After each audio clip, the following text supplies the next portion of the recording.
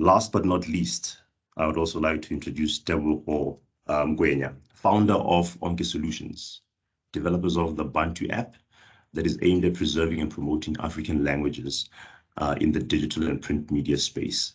And very, very much looking forward also to hearing a little bit more about languages within this tech space. Yeah.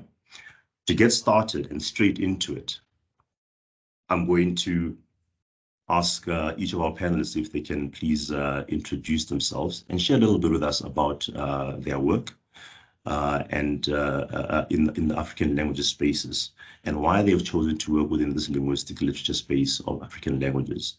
So to kick us off, the invite and a great platform to celebrate our heritage and have a serious dialogue about our inputs in preserving heritage in Africa. So my journey began in 2017 when I wanted a game for my kid to play on Google Play Store. Realize being an African, sometimes I've been curious about why isn't there a simple CrossFit game that reflects Africanism. So the concept I got it when I was trying to play, my child was playing a CrossFit puzzle game. Then I decided to say, no, man, there's a serious gap in representation of African languages in such spaces like a simple CrossFit puzzle game. That's when I decided to create the Bantu Words puzzle game.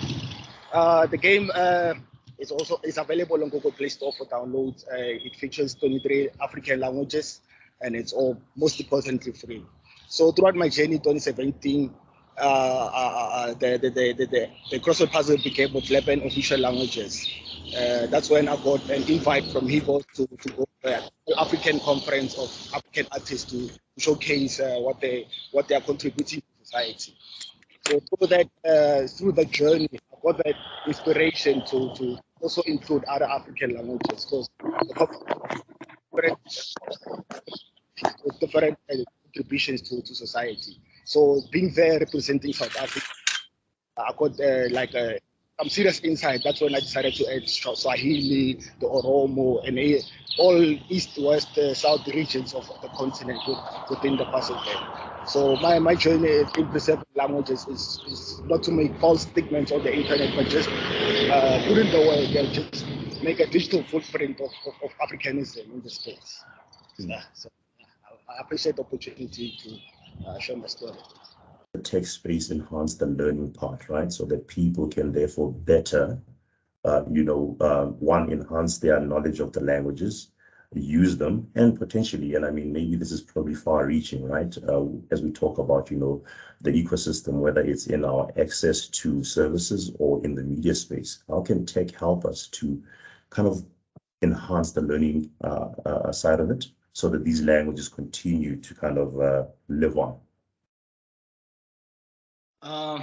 I think we've all noticed that tech has made a global community and made information exchange much more simpler and quicker.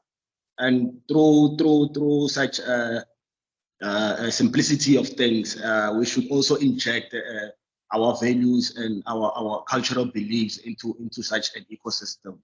So I believe we should, as individuals, we should be not have no fear of shame of implementing solutions in the global space of the internet. So in the larger scale of things, when we talk about, some people hear the word culture, they start wondering what drums have been played, what animals will be slaughtered for the occasion, and we I'm a new generation of a South African. I don't know the scars of the past, but the technical space has made it accessible to transmit our messages in much more quicker and simpler way. So introducing mechanisms like simple games and probably a new format of entertainment and in media spaces, will also cement a lasting legacy of who we are. So representation, it's quite important, and it's been done throughout time. We've seen the Egyptians with the hieroglyphics, and as time goes on, we are in the digital age. We are going to also implement hieroglyphics through applications or new programs. So in a way, we are rewriting and repeating history. So we should not be fearful or have any shame in putting a statement that we are defining these times, this 20th century. We were here, so the digital space, it's gonna make a lasting legacy. Maybe the future Africans will see that, okay, this generation from this timeline does not have scars of shampox of apartheid or whatsoever. They were free. They created platforms and digital identification of the people who were in that era. So the subject is quite broad, and then the challenge might be the leadership and the decision makers. But as individuals, I think we should not be fearful of implementing our ideologies out there, because they do define us as a people. And without an identity, I think we are lost. There's no hiding that fact. So cementing that ideology in the digital space, it's quite crucial, and it should be practiced, and it will also reflect that South Africa has more to offer, not just the negative headlines that might be noticed and whatsoever. But yeah, so the media space, it's quite open to many inputs. It's a good ecosystem in which we can also reflect our cultures through our beautiful culture. South Africa is blessed with a whole lot of cultures, and it will be a good thing that we pump as much energy into that ecosystem of reflecting cultures in the digital space. So yeah, that's my thing. Thank you very much, Deborah. And I'm actually gonna just switch up to our audience.